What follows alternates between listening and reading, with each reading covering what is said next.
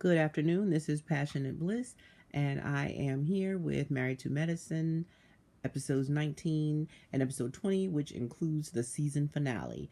This is the episode covering Decision Day and the reunion, and I'm glad they put them all both at one time. I can start with the couples who had to make their decision, starting out with Tori and Felipe. Tori tells her that he thinks about cheating on her constantly in that last conversation. I do not believe that that is true. I believe he actually did cheat on her. But what he told her was, and I thought he told her that, but what he told her was, I think about cheating on you constantly. He was clearly in that conversation trying to get her to dump him. He wanted her to be the one to say no. It must be a man thing because men do this all the time. Instead of just telling you this is not working out, this is not going anywhere, I don't want to do it anymore, they will treat you like a moron to get you to dump them. I've never understood that, but it's a man thing. And he was doing it again, which he did finally go ahead and admit at the reunion that he was trying to get her to see that she didn't want to be with him. Okay? So, Felipe should have never been in this experiment. This is the only couple where I think that the producers, not the producers, but the people who match them, they dropped the ball on this one because Felipe showed that he was not serious when he was late to multiple meetings and admitted that the reason he was late was because he was partying. I believe that they may have already locked in Tori and they needed somebody for her and they chose Felipe. They were never a good match. He's an atheist. She's a Christian. They should have never been put together. And that was a disservice to Tori. They should have put Tori with Devin. So let's get to Devin and Caitlyn. Caitlyn is the misandrist who has no business with a man. She claims she's with a man and he's wonderful. He's her person. She loves him. I feel like he's black because of the way she was up in Mecca's face. And they should have put Devin with Tori. And Caitlyn should have never been in this experiment. She's a weirdo. And whoever that man that she's found, he's also a weirdo. But I suspect he may be black because the way she put on for Mecca, she's never put on for Devin. So Caitlyn, number one, should have never been in this experiment. And if she's with somebody at all, like she claims she is, he's black. Or he's a weirdo just like her, who really just wants to have somebody in the house, I guess, to have sex and kids with, and then don't communicate with him otherwise. And so that's all I have to say on that. I was unhappy with Devin at reunion because he should have gave Caitlyn more than he got. He should have gave her more smoke than she got. She deserved more smoke. She was just as nasty as Courtney.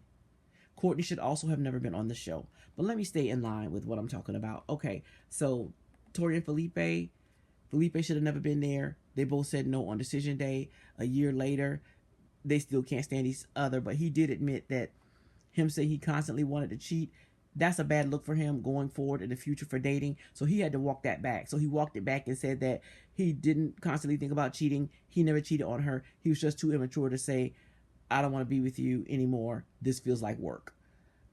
Which I do believe is a true feeling that he had. His mother was sad and devastated. She still loves Tori and she knows that that would have been a perfect woman for her son. But her son is too childish and immature. And I don't think he's ever going to grow out of it. So now that's it with Felipe and Tori. So let me go ahead on to Devin, who I think they should have matched Tori with. Devin, said that they were making small improvements on the show, but he said that when the cameras were off, they had almost no contact. She denied that. He didn't buck. He didn't give no pushback. He did nothing. Her dad even approved Devin in the end. His daughter is the weirdo. Caitlyn should have never been on the show. I don't even think she likes men. I don't think she likes women. I just think she hates men, but she wants one. And so we can move on to that one. The next couple that I have on my list is Courtney. Courtney, because she's just like Caitlyn, she should have never been on the show. She's nasty. She's a misandrist.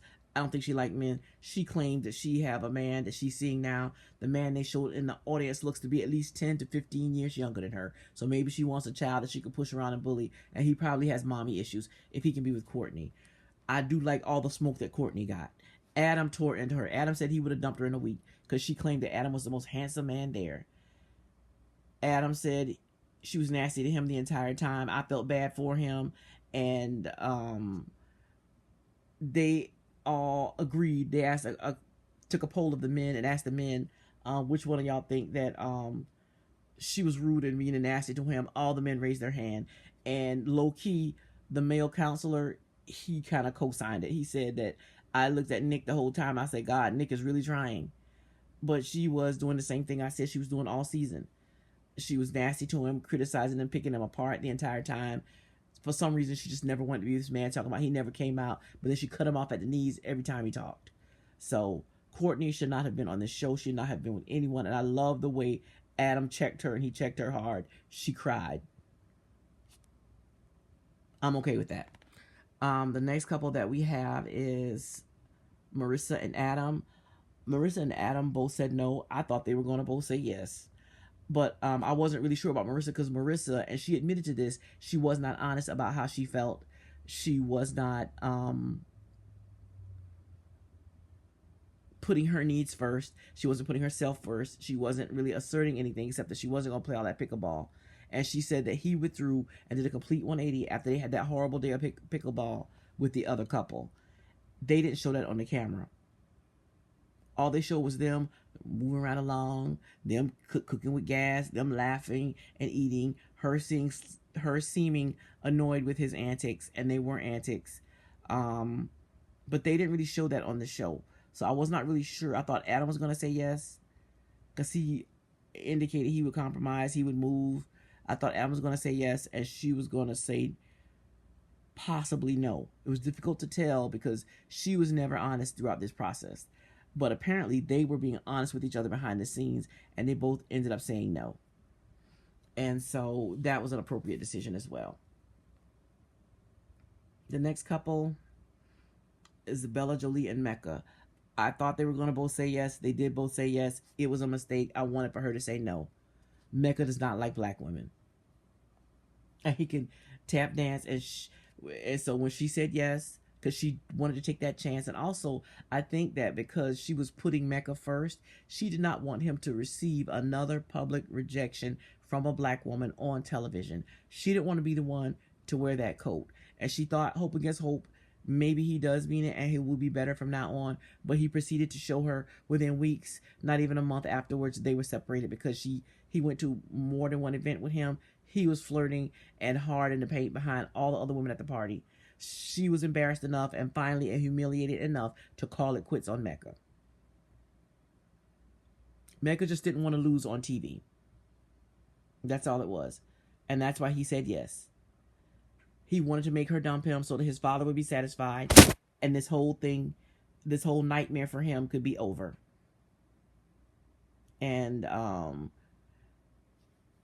he even tried to get on here and pretend like he didn't want it to end. She ended it. I thought we were friends. I don't understand her hostility here today. And she was hostile to him. She had smoke for him that he deserved, because she should have said no.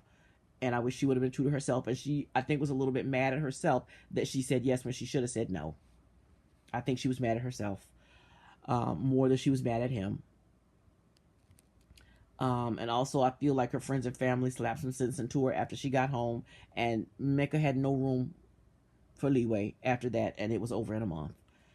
It should have ended that day. And so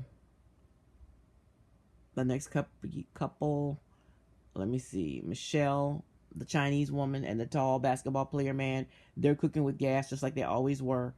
They were a good fit from beginning to end. Who else is there? Nikki and Sean. Nikki had the good sense to take that final red flag that he gave her on the last day of him trying to cut her off and bring her down to size, to dump him. And she did. I believe that he was going to say yes, but I kind of subconsciously think that he wanted her to say no. That's why he gave her that nasty little jab on the way out the door. And of course, he gaslighted and made excuses for his behavior all the way through the reunion. I like the smoke that Nikki had for him. She cut him no slack. She said she had nothing good to say about him. She wasn't even going to play nice. And I love that for her. He said some words that was not complimentary or critical of her. And I think that's about it. There's no need to drag this out because I pretty much clocked everybody's tea from beginning to end the entire time. Um, I think all the results were appropriate. Most of those men should not be in relationships with any woman at all, except for Devin. And the women who didn't fail, who didn't have a relationship that worked, Tori deserved somebody good. Marissa deserved somebody good.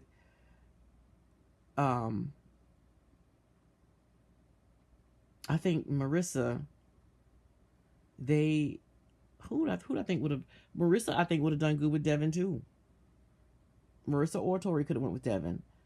Devin was the only man who really deserved to be there. Cameron was the only man who really deserved to be there. And that's it. But Bella deserves somebody good. Marissa deserves somebody good. And Tori deserves somebody good. And so did Devin. Other than that, everybody else ended up where they should have ended up, dumped. And so that's my take on that. Hopefully next season will be better. So again, at the 1 year mark, they only had one couple that made it, same as last season. So it looks like they can only 1 out of 7 couples survive on Married at First Sight. Looks like that's a pattern for us, y'all. 1 out of 7. But I will say this time it was not the fault of the people who put them together, because I could see why every couple was put together. Except for Felipe and Tori. They should have never been together. That couple shouldn't have been on there at all. And other than that, every matchup was a good. Those people just had their own psychological, mental, personal hang-ups that they couldn't get past. Sean should never be allowed near another woman. I personally think he's gay. But with that being said, let me know what you think below. Y'all have sweet dreams. Wait to find them real.